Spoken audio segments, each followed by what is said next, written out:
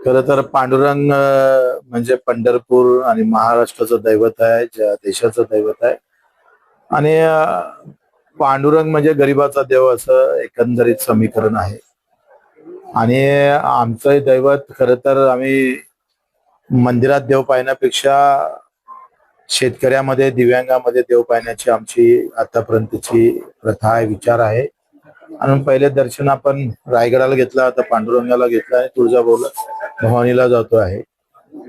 विनंती एकच आहे, प्रार्थना एकच आहे पांडुरंगाला का आमच्या सरकारला शेतकऱ्यापतीच्या भावना ज्या आहे, खास करून मुख्यमंत्री साहेबांना अधिक कशा चांगल्या येईल, कारण येणारा काळ अधिक कठीण जाईल शेतकऱ्याची अशी अवस्था आहे.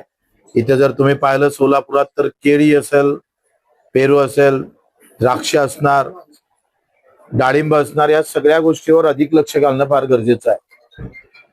एका इकडे फळ उत्पादक शेतकरी वाढत असताना त्याच्या पाठीशी उभं कसं राहता येईल याचा प्रयत्न सरकारनं केला पाहिजे. त्या भूमिकेत आम्ही ठाम राहणार आहोत. आत्ताच आम्हाला जिल्हा परिषद सदस्य यांनी सगळी माहिती दिली. या सगळ्या संदर्भात लगेच एक फळ उत्पादक शेतकऱ्याची एक लहान परिषद घेता येईल काय, हा विचार आम्ही करतो आहे. शिवसेनेचं शेतकऱ्याप्रती असणारं धोरण हे सुद्धा स्पष्ट करण्याची गरज आहे. हे 6 महिन्यात आम्ही प्रत्येक विभागावर, महाराष्ट्र तुम्हाला माहित आहे का, विभाग बदलला का पीक पद्धती बदलतं. तुम्ही जर कोकणात गेले तर तिथं आंबा आणि काजू मच्छीमार शेतकरी सापडतं. तिकडे नाशिकमध्ये कांदा उत्पादक शेतकरी असेल, द्राक्ष उत्पादक असेल, मकावाले असेल, विदर्भ आणि मराठवाड्यात कापूस, सोयाबीन, तूर असेल. विभाग वाईज सगळं बदलत राहतं. मग विभाग वाईज एक धोरण बसलं पाहिजे शेतकऱ्याचं. पहिले शिवसेनेनं धोरण केलं पाहिजे. शिवसेनेनं शेतकऱ्याप्रती आपलं धोरण स्पष्ट करणं फार गरजेचं आहे. आणि मग त्या धोरणावर खऱ्या अर्थानं सरकारला कसं घेऊन जाता येईल, हा एक प्रामाणिक प्रयत्न आपण करतोय. मुख्यमंत्र्यांनी ना, अरे पण कारण काय तुम्हालाही माहित नाही. ठीक आहे, मी ते शोधून घेतोय. तुम्ही महामार्गाला सोलापुरात अलाइनमेंट बदलली गेली, रोहित पवार राष्ट्रवादीचे आमदार खासदार पूर्णपणे असतात. माझं काय मत आहे, कुठलाही प्रकल्प घेताना आपला पुनर्वसन कायदा काय म्हणतोय, किमान 80% लोकांनी होकार दिला पाहिजे, तेव्हा तो प्रकल्प केला पाहिजे, असं कायदाच आहे. आता त्या कायद्यामध्ये बदल करून सरकारनं काही वेगळं करण्याची गरज नाही असं मला वाटतं. जे काही शेतकऱ्याचं किती नुकसान होणार, त्याची गरज काय आहे, याचं पुनर्तपासणी करायला सरकारला काही हरकत नाही. ठीक आहे.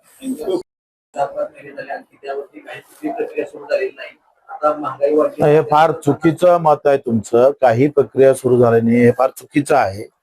मला सांगा, कालच्या कॅबिनेटमध्ये सगळं जे काही समितीनं प्रस्ताव ठेवलेला आहे त्याला मंजुरात दिलेली आहे. काहीच झालं असं म्हणता, ऐका ना, पहिले कसं आहे तुम्हाला ना,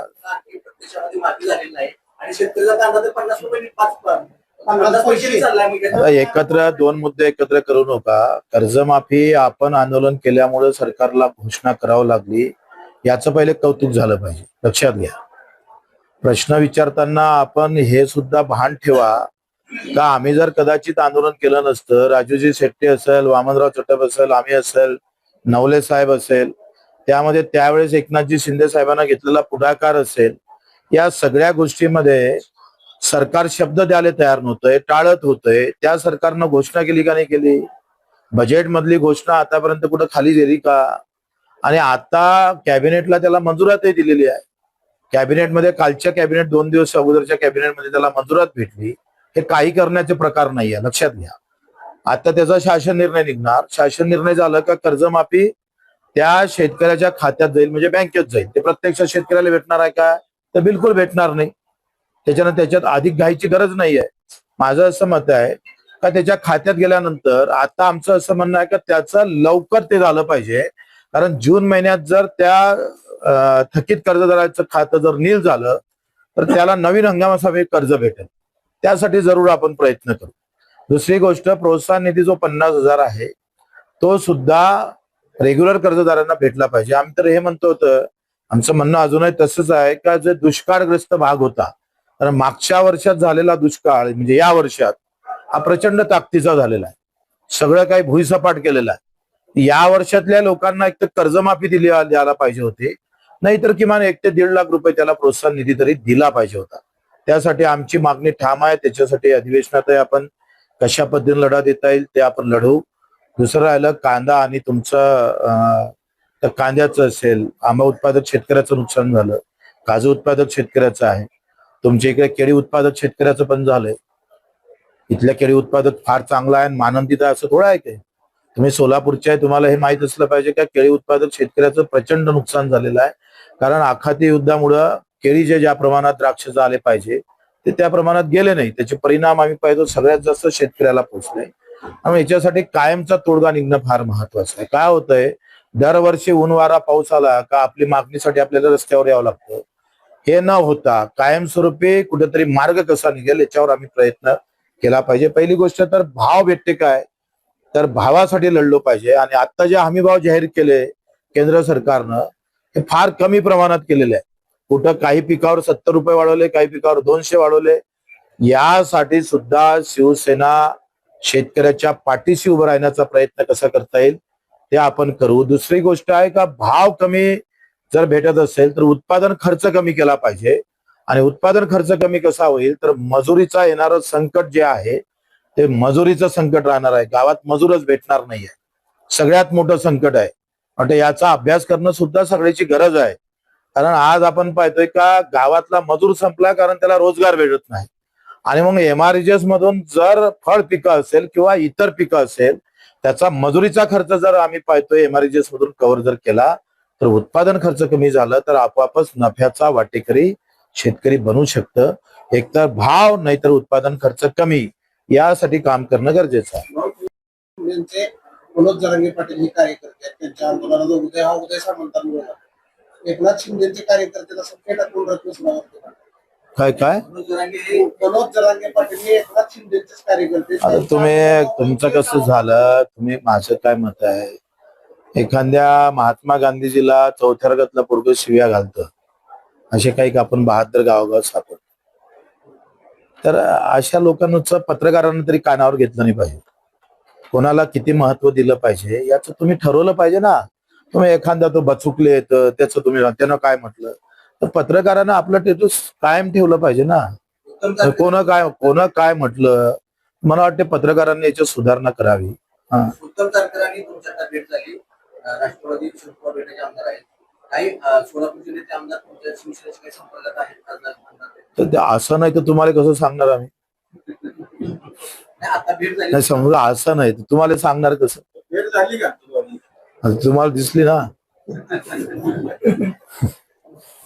ठीक आहे. सोलापूर जिल्ह्यातल्या शेतकऱ्यांना तुमचा एक विमा मिळालेला नाही 2025चा खरीप. काय कारण, टेक्निकल काही कारण सांगितलंय. पंढरपूर तालुका आंदोलन सुरू व्हायच्या आधीच फार चुकीचं आहे. मी सुद्धा पत्र दिलेलं आहे का अशा पद्धतीचं प्रशासन जर करत असेल, पोलीस जर अशी कारवाई करत असेल तर अशा लोकांवर अधिकाऱ्यावर कारवाई होणं गरजेचं आहे.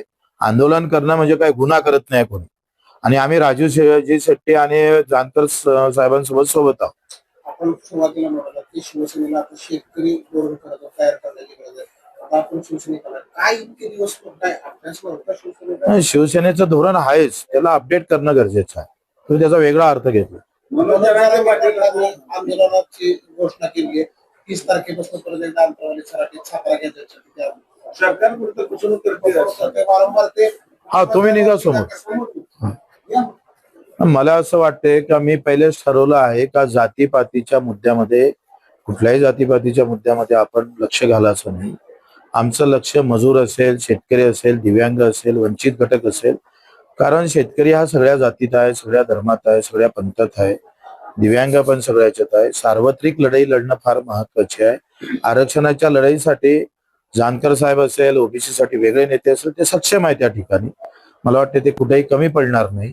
माझं असं मत आहे का माझ्यासारख्या कार्यकर्त्यांना एका जातीच्या पाठीशी उभं राहिल्यापेक्षा शेतकऱ्याच्या पाठीशी जर उभं राहिलं तर सगळ्या जातीसोबत उभं राहिल्यासारखं होईल. विठ्ठलाचं दर्शन घेण्याकरता आला. प्रत्येक कार्यकर्त्याला वाटतं की आपला नेता मुख्यमंत्री व्हावा. असं काय आपण एकनाथ शिंदेकर साखर वगैरे करणार? मला असं वाटतं का ते जे साखर घालायचं काम आहे ते जनतेसोबत घालू. जनतेला आम्ही सांगू का आम्हाला असं वाटतं का मुख्य शिंदे साहेब जे रात्री 2 वाजता दरवाजा उघडतय, सामान्य माणसाच्या प्रति असणाऱ्या भावना ज्या खऱ्या अर्थानं ज्या पद्धतीच्या आहे तशा ताकदीचा मुख्यमंत्री व्हावा हे सगळ्यालाच वाटतं. मला एकट्यालाच नाही वाटत. तुम्ही जर सर्वे केला तर सगळेजण तेच म्हणणार का पुन्हा मुख्यमंत्री शिंदे साहेब हवे.